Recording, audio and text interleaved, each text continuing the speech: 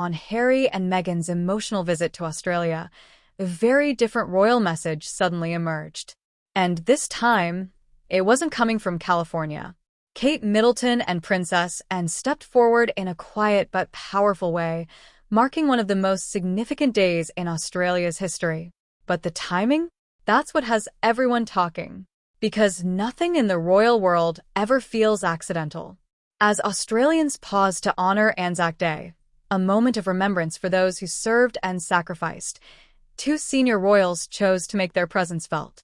Not physically in Australia, but symbolically through carefully observed tributes back in the UK.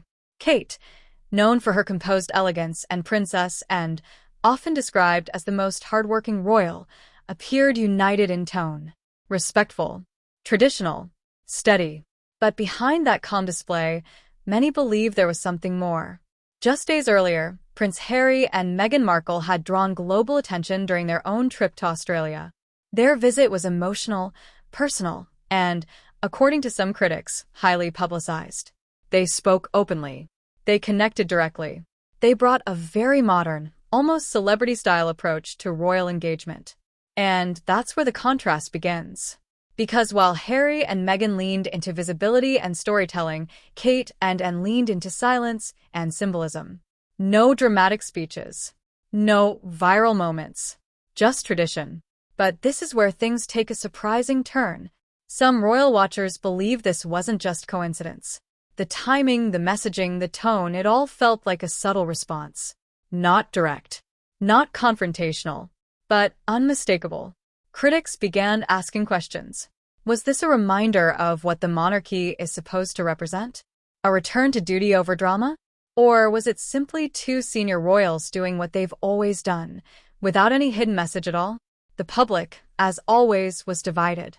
Supporters of Harry and Meghan praised their emotional openness. They argued that the couple brings humanity and relatability to royal life. But others weren't convinced.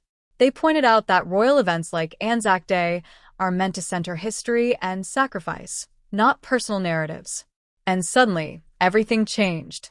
The conversation shifted from who did it better to what does the royal family stand for now? Because the contrast couldn't be ignored. On one side, a modern, media-savvy approach that connects deeply but often sparks controversy. On the other, a quiet, disciplined presence that avoids headlines, but also avoids criticism. And that's not even the most shocking part. Princess Anne, who rarely seeks attention, ended up becoming a central figure in this moment. Her decades of consistent service suddenly felt more relevant than ever. No scandals. No distractions. Just duty. Meanwhile, Kate's involvement added another layer. After a period of stepping back from public life, her appearance, even in a symbolic way, carried weight. It signaled stability, continuity, control, something the monarchy has been trying to protect. But critics weren't convinced.